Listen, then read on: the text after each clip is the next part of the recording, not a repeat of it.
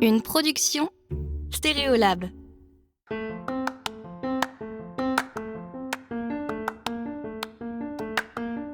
Moi, je pense que la main-d'œuvre sera toujours nécessaire à la fabrication d'un très beau bijou. C'est ce qui en fera une pièce unique aujourd'hui.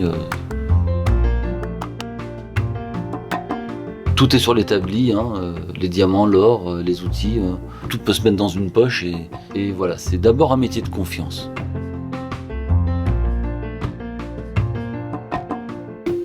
Bonjour et bienvenue dans Travail soigné, le podcast des gens qui aiment leur métier et qui en parlent bien.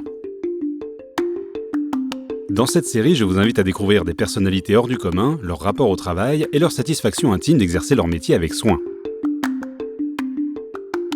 Pour ce premier épisode, je vous emmène à la rencontre d'Élie dans un discret atelier de bijouterie situé rue du Temple dans le 3e arrondissement de Paris. Pour ceux qui ne connaissent pas le quartier du Marais, on se croirait au cœur d'un village. Ça grouille de commerce et d'activités, les livreurs vont et viennent à toute heure et tout le monde se connaît. Élie est un très bon ami d'une très bonne amie. Quand nous nous sommes rencontrés et qu'il m'a parlé de son travail, je n'ai pas résisté à l'envie de visiter son atelier. Élie est sertisseur. Il est celui qui finit le bijou en y incorporant notamment les pierres précieuses qui vont le décorer. Mais ça, il vous l'expliquera bien mieux que moi dans quelques instants.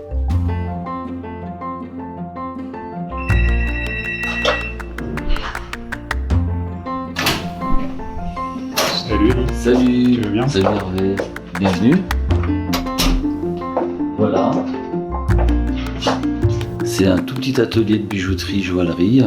Là, tu es dans le bureau. Et puis, si tu veux, je peux même t'emmener tout de suite voir l'atelier. Voici un établi de joaillier. Ce qui est frappant quand on entre dans l'atelier où Élie travaille avec son oncle, c'est l'exiguïté du lieu. Alors évidemment, on n'a pas besoin d'un grand espace pour travailler à la main sur des bijoux, mais tout de même. Chacun des deux postes de travail forme un demi-cercle d'environ 70 cm de diamètre, taillé dans une épaisse planche de chêne massif. Entre les deux sont disposés des outils que l'on devine anciens, tant leurs manches en bois sont patinées. L'établi complet doit occuper à peine 3 mètres carrés. Mais le plus surprenant, c'est qu'Élie est assis à seulement quelques centimètres du sol, de sorte que ses épaules soient au niveau du plan de travail. À voir sa position, on se dit que depuis ses débuts, il a eu le temps de sympathiser avec son kinésithérapeute. Visite guidée. Là, tu as plein de petits outils de burin, d'échoppe, de masse, à laquelle le graveur et le sertisseur vont pouvoir travailler. C'est pour gratter et enfoncer et sertir toutes ces pierres sur les bagues en l'occurrence. Tu as les cabrons de plusieurs abrasifs différents pour pouvoir feutrer les pièces et les limer ensuite. Tu as les petites limes aiguilles pour aller chercher toutes les aspérités des métaux directement. Tu as donc une précelle pour pouvoir prendre tes pierres. Une loupe qui est indispensable pour la vérification des bijoux au fur et à mesure que l'on travaille. C'est ma loupe à moi, je ne peux pas travailler avec la loupe de quelqu'un d'autre. Voilà, elle va être pareille à l'achat au départ, mais c'est ma loupe et voilà. Alors c'est une toute petite loupe qui se ferme sur elle-même, c'est plutôt une loupe de diamantaire, voilà, réellement. Mais le sertisseur en a besoin pour vérifier chaque pièce qu'il sertit, il en a besoin très précieusement. La mienne, je l'ai gravée à mon nom. Ça dure une vie, à moins de la rayer, mais ça dure une vie.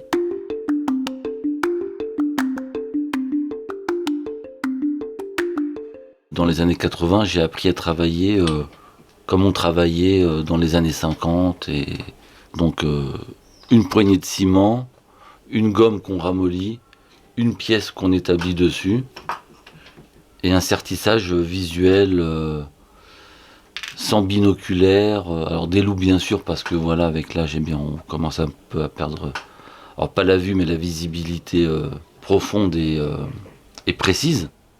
Donc techniquement, ces burins vont être piqués sur le métal, vont pousser le métal. On sait que l'or c'est très malléable, mais j'ai pas le droit donc à l'erreur.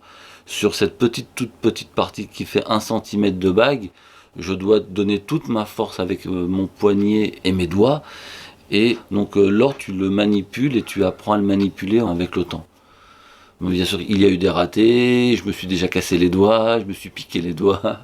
Et concrètement, tout au long de notre entretien, Élie va travailler sur une boucle d'oreille dont vous allez pouvoir apprécier chaque étape de ce minutieux travail. Donc là voilà, je vais sertir une boucle d'oreille. que j'ai mise préalablement dans du ciment pour justement avoir mes mains de disponibles et mes doigts de disponibles. Et donc cet étau qui me permettra de tourner autour de la boucle d'oreille et de la manipuler. Donc j'ai une cire d'abeille que je vais noircir avec de la cendre de cigarette. C'est comme ça que je vais prendre mes diamants. Moi, c'est des petites techniques de travail. Là, tu vois, j'ai posé la pierre. La pierre doit être d'aplomb. Le diamant est composé de plusieurs facettes. La facette principale, c'est la table, c'est la plus grosse, celle du centre. Qu'elle fasse 1 carat ou 1 centième, elles ont le même nombre de facettes, en taille brillant. Par les reflets de la pierre et l'ombre que je vais lui donner avec mon doigt, je vais pouvoir voir si elle est bien d'aplomb ou pas. Ça se joue au millième près. Et sur un travail de joaillerie, quand j'ai une bague avec plusieurs pierres qui sont toutes concentrées sur le... Donc on va faire un pavage de diamants. Tout mon travail consiste à ce que ce soit uniforme. Le sertisseur a le plus... Je te dirais pas le plus beau des métiers dans la joaillerie. C'est celui qui plaît le plus à tout le monde. C'est celui qui va finir la pièce. Un très très beau bijou fait par un très bon joaillier peut être raté par un sertisseur. Si toutes les pierres ne sont pas d'aplomb, on verra à la fin les reflets qui ne se feront pas.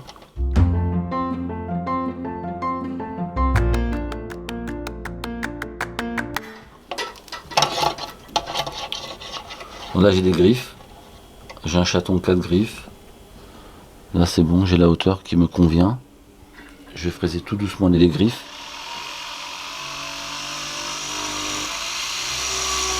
Faire un petit crantage pour pouvoir plier les griffes et insérer cette pierre. Voilà. J'ai des petites bavures. J'aurai peut-être pas la place avec le diamant, donc je vais tout nettoyer au fur et à mesure. Donc voilà, j'ai besoin de beaucoup de concentration à chaque fois. Je masse la pierre pour qu'elle puisse pas bouger. Et je vais commencer à masser mes 4 griffes. Donc je pousse une griffe d'un côté. La pierre a bougé. Je remasse la pierre pour lui reprendre son aplomb. Là, je vais travailler en parallèle. Là, je pousse une griffe d'un côté.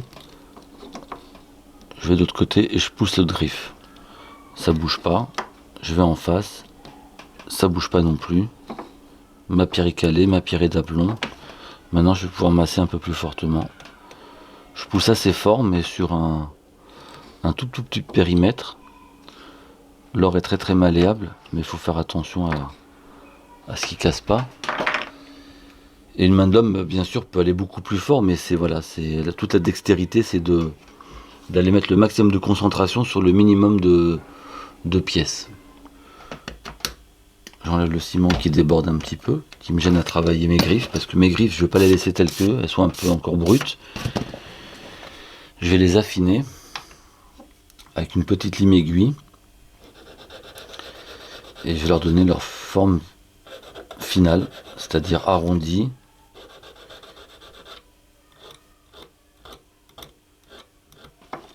Je coupe un peu de longueur, parce qu'au départ mes griffes elles sont un peu longues, on me laisse un peu de métal, puisque j'ai plusieurs interventions. Et tu perds à peu près quelle quantité avec ces étapes successives? Alors je peux perdre jusqu'à 30% en passant de la conception à la fonderie, à la réalisation à l'établi et à la livraison. Voilà, là j'ai pas beaucoup d'opérations. Là tu vois c'est un seul diamant, je lime à peine. Là je perds pas 10%, je perds très peu d'or là. Tu vois c'est à peine de la poussière d'or qui s'en va de ma lime. Alors n'imaginez même pas faire les poubelles du quartier pour ramasser de la poussière d'or, absolument tout est récupéré, car l'or peut se recycler à l'infini. Par exemple, sous le plan de travail est fixée une large pièce de cuir qui recouvre les genoux des lits et réceptionne tous les copeaux et la poussière d'or qui s'échappent des outils. À ce régime, 1 ou 2 grammes d'or peuvent être récupérés tous les ans. Mais moi, ce qui m'intéresse autant que le travail lui-même, c'est de connaître l'histoire qu'il y a derrière. Alors voilà comment Élie est devenu sertisseur. J'ai 12 ans. Et ma mère me dit tu vas aller voir ton oncle à l'atelier. J'étais pas un cancre à l'école, mais j'étais pas non plus une flèche. Donc je pense qu'elle savait très bien sur quoi elle allait m'emmener, sur un futur métier. Et au départ, ça m'a beaucoup plu.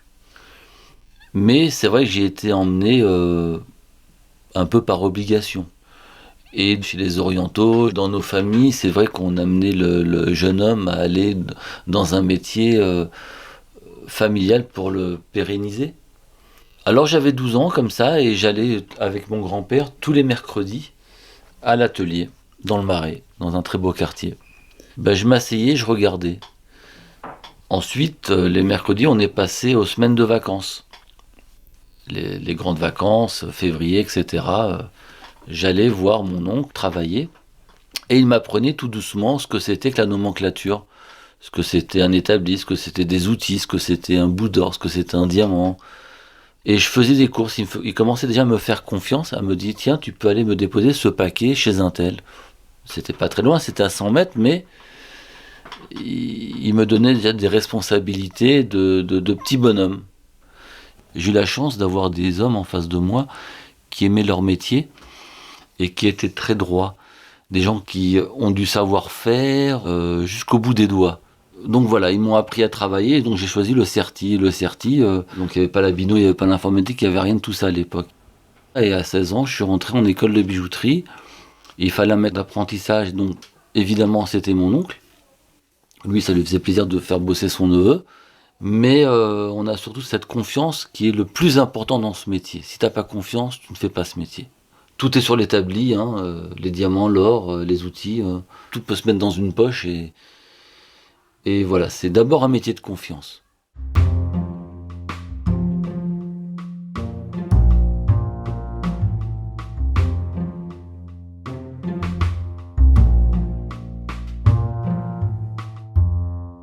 Alors moi, en l'occurrence, j'ai toujours travaillé avec mon oncle depuis 35 ans. Je sais comment il travaille. C'est une façon d'ajuster ses pierres, c'est une façon de poser ses diamants, c'est une façon d'aller chercher ensuite le métal, les grains, et qui vont pouvoir faire tenir les diamants. Chaque artisan va avoir sa manière de travailler. Moi, il m'est arrivé de retrouver des bijoux très très longtemps après, et je sais que c'est moi qui les ai faits, quand j'étais apprenti.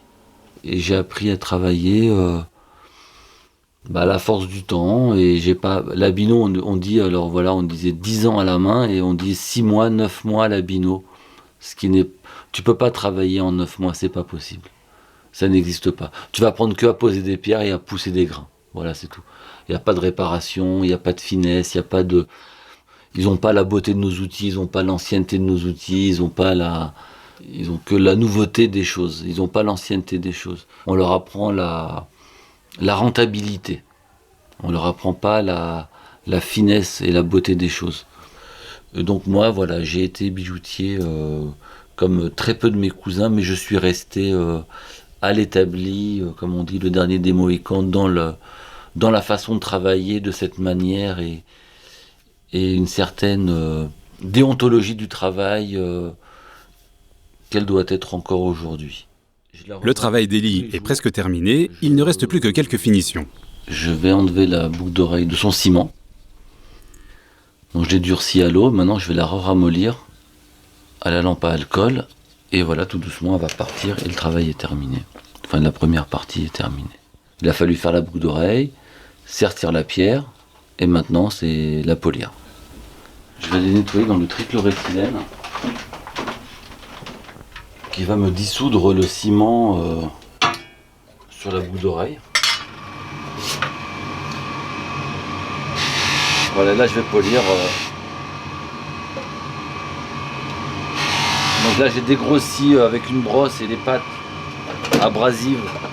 J'ai dégrossi mon bijou pour le dégraisser et le nettoyer.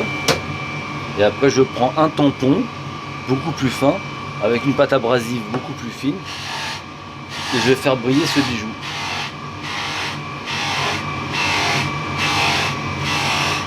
Et voilà, là où je suis amoureux de mon métier, c'est que je me défais difficilement des bijoux que je fabrique. Et très souvent à contre-cœur. C'est un bain d'eau avec du savon liquide. Et après avoir poli un bijou, on va le nettoyer ici, ça va décrasser totalement, ça sera la phase finale d'un bijou avant d'être livré ou mis en vitrine. À voir les conditions dans lesquelles travaille Elie et à l'entendre parler des conséquences de l'industrialisation sur son métier, on finit par se demander s'il restera du travail pour un artisan comme lui dans quelques années. Moi, je pense que la main de l'homme sera toujours nécessaire à la fabrication d'un très très très beau bijou. C'est ce qui en fera une pièce unique aujourd'hui, selon la commande. Il y aura toujours des gens qui voudront une pièce bien précise, faite par la main de l'homme, et ni par l'informatique, ni par rien du tout. Et là, on en est capable. Aujourd'hui, nous, on en est capable.